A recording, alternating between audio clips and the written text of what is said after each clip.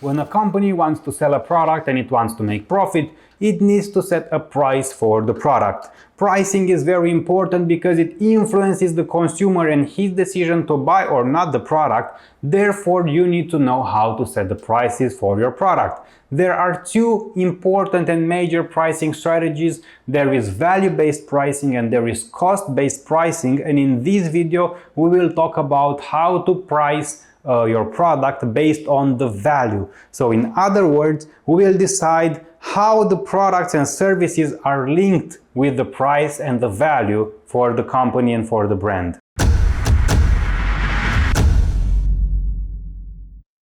As you can imagine, pricing is very important. It is definitely the most important element of the marketing mix. It can also determine the volume of sales. It can also determine the volume of profit. It can also have an important role in the building of the brand reputation and brand image. Therefore, we need to study the major pricing strategies. So before talking about pricing in general and the strategies and mini strategies and how pricing can be applied as a marketing mix element, let's have some clear definitions of the most important terms. Pricing is the amount of money charged for a product or service, or the sum of the values that customers exchange for the benefits or having or using the product or service. Price is the only element in the marketing mix that produces revenue, and it is also the most flexible element of the mix. Price determines a firm's market share and profitability. One more important aspect that needs to be mentioned is that price plays a very important role in the perceived value of the customer.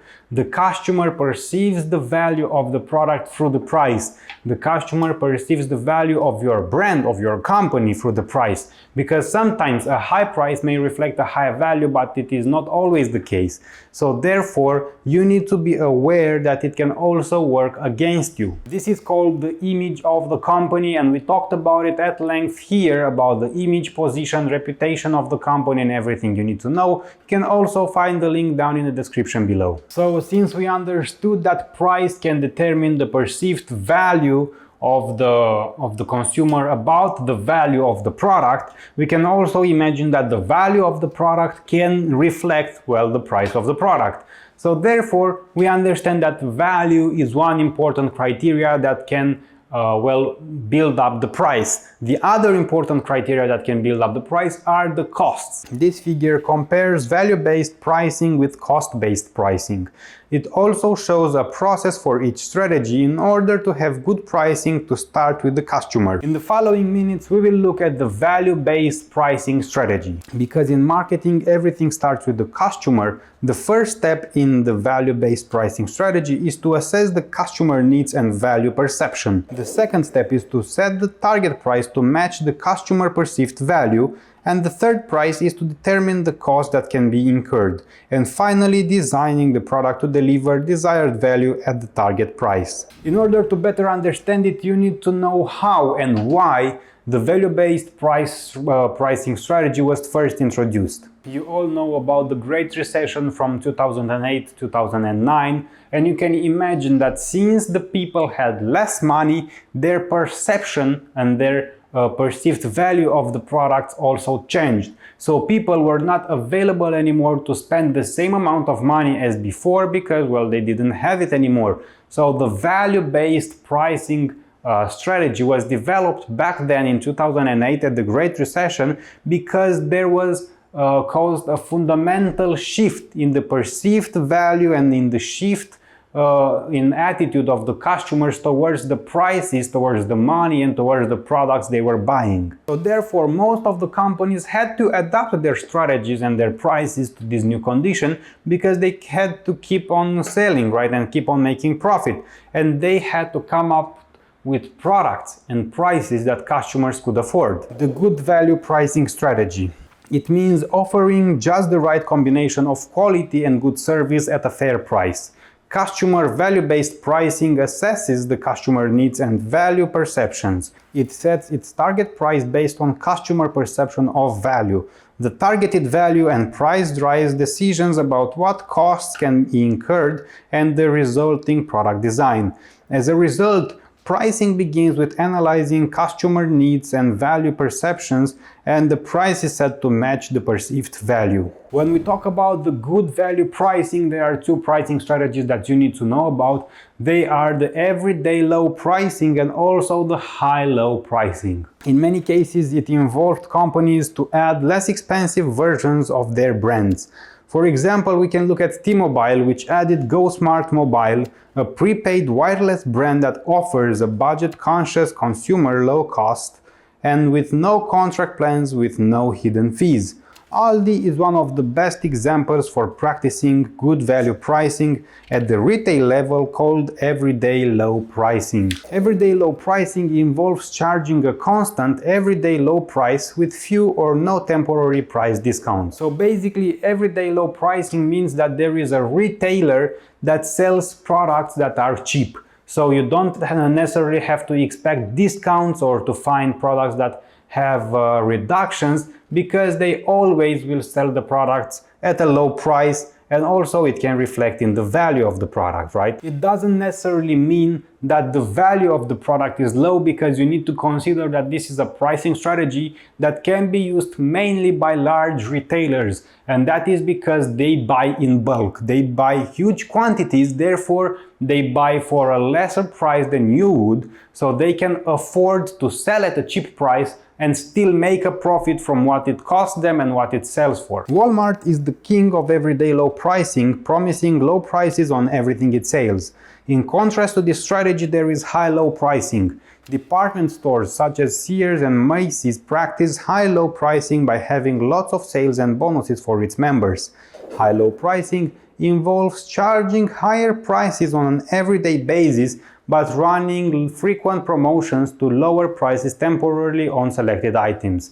These stores have frequent sales, early bird savings and bonuses earnings for store credit holders. By my understanding and having an at-hand example, we talk about Lidl. This is the perfect example because the store doesn't necessarily have high prices, but the prices are not cheap either, right? What makes Lidl different is having a lot of discounts. So if you're European, you know that every week there is a theme for this retailer, right? It can be the Mexican week, for example, where all the Mexican products or products with Mexican themes are on discounts or are on promotions. You buy two, you get free, or there is a 35% discount or so on.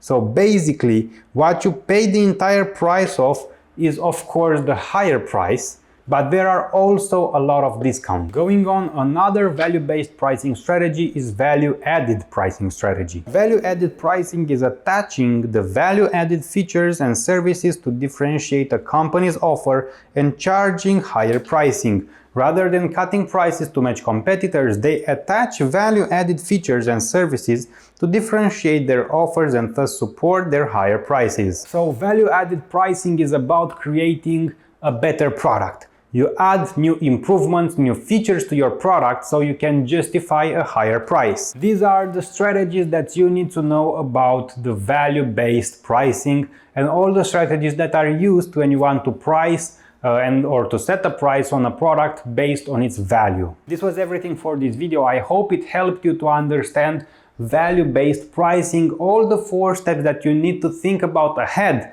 when you want to price a product, and then I hope you understood the free mini pricing strategies, so to call them. It's about everyday low pricing, high-low pricing, and of course value-added pricing. These 3 are the main strategies that go under value-based pricing strategies, and if you want, you can click right here in the info card to see another major pricing strategy that is based on the cost. You can also find this link down in the description below. If this video helped you, you may want to watch it for one more second. In the links down below in the description, you will find a 4 free marketing dictionaries. So that is a file with all the marketing terms you need to know. There are over 400 marketing terms that you have a definition for, and you can get it for free. Also, if you are a marketeer, if you own your very first company, if you are an entrepreneur, in the links down in the description you will find a manual for building your own personalized business plan, corporate communication strategy and marketing strategy. because you don't want only to have the business plan, you want to have the marketing and the communication strategies ready. And in this manual you will find all the steps by the book that you need to know and that you need to follow in order to make and create your own business plan that is personalized for any type of business you may want to have. Also, you can go down in the description and find the buy me a coffee link. You can buy me a coffee to thank me for these videos. I drink quite a lot of coffee for creating these videos, when researching the information, filming the videos and editing them, so you can watch them for free on YouTube. Of course, that there are also the classical ways to like the video, to comment in the comment section, and please do that. It helps me a lot with the YouTube algorithm. You know how it is: like, subscribe, comment, all that, and I will see you at the next video.